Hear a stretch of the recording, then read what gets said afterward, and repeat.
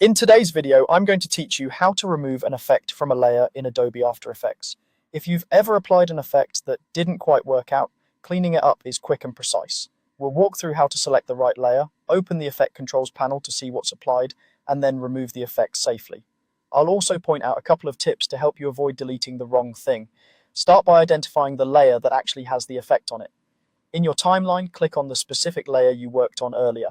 Selecting the correct layer is important because After Effects only shows you the effects for the layer that's currently highlighted. If you're unsure which one it is, think back to where you added the effect or glance at your layer names to match your intention. Next, open the Effect Controls panel so you can view everything that's applied to that layer. Go to the top menu and choose Window, then select Effect Controls. If the panel isn't already visible, this will bring it up. Once it's open, you'll see a list of all effects applied to the selected layer in the order they're processed. This list is your dashboard for adjustments and, in this case, removal.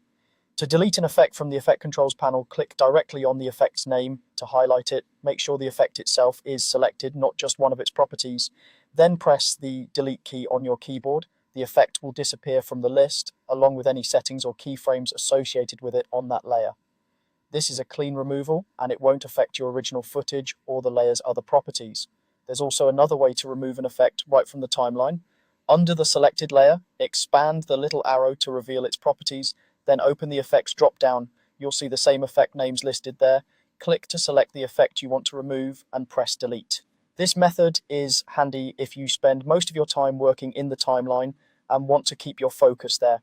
A few quick notes as you work. Pressing delete while a layer is selected will remove the entire layer, so always confirm you've highlighted the effect name. If you remove the wrong effect, just use undo to bring it back.